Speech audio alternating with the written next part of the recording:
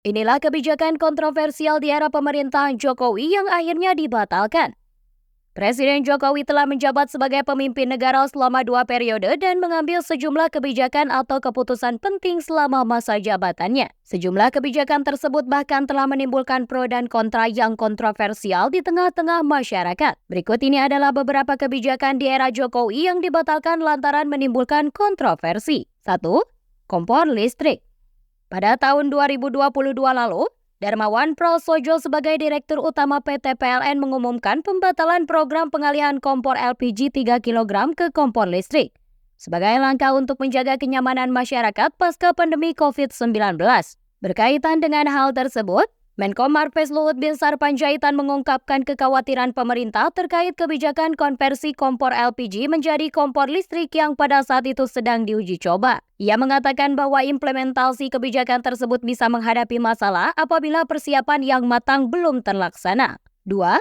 Vaksin berbayar.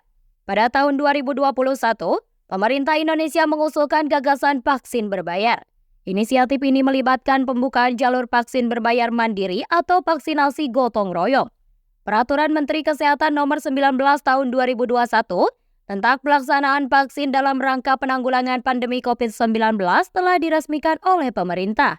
Rencananya, vaksin berbayar ini akan menggunakan jaringan klinik PT Kimia Farma Persero Tbk yang mencakup 1.300 klinik di Indonesia. Harga vaksin yang ditetapkan adalah Rp321.000 per dosis, dengan tarif maksimal pelayanan vaksinasi sebesar kurang lebih Rp118.000 per dosis.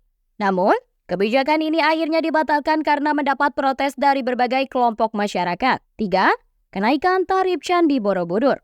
Presiden Joko Widodo pada tahun 2022 lalu membatalkan rencana kenaikan tarif tiket Candi Borobudur yang sebelumnya direncanakan mencapai Rp750.000. Keputusan ini diambil dalam rapat terbatas di Istana Kepresidenan Jakarta. Harga tiket sendiri akan tetap mengacu pada tarif yang sudah berlaku saat ini. Menteri PUPR Basuki Hadi Mulyono menyampaikan bahwa pemerintah akan membatasi jumlah pengunjung yang diizinkan naik ke puncak candi, sehingga tidak semua pengunjung akan diperbolehkan untuk mendaki hingga puncak. Selain itu, pengunjung yang ingin naik ke candi akan diharuskan menyewa jasa pemandu wisata. Mereka juga diwajibkan menggunakan alas kaki khusus untuk mencegah kerusakan pada struktur candi. 4. Harga BBM premium naik. Pada tahun 2018, Menteri Energi Sumber Daya Mineral yakni Ignatius Jonan pernah mengumumkan rencana kenaikan harga bahan bakar minyak premium menjadi Rp7.000 per liter. Angka ini merupakan peningkatan dari harga sebelumnya yang mencapai Rp6.500 per liter. Namun, kebijakan ini akhirnya dibatalkan sesuai dengan arahan dari Presiden Jokowi. Presiden Jokowi menjelaskan bahwa kepentingan rakyat menjadi faktor utama yang mendorong pemerintah untuk membatalkan keputusan kenaikan harga BBM jenis premium.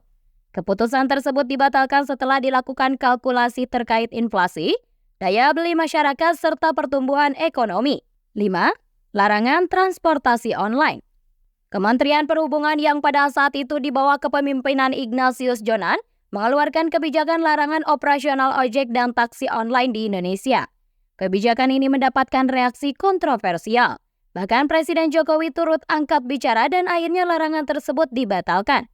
Dalam konferensi pers di kantornya, Jonan menegaskan bahwa sepeda motor atau kendaraan roda 2 tidak masuk dalam kategori kendaraan angkutan umum menurut Undang-Undang Nomor 22 Tahun 2009 tentang lalu lintas dan angkutan jalan. Pernyataan ini menjadi dasar bagi Jonan untuk melarang operasional ojek online.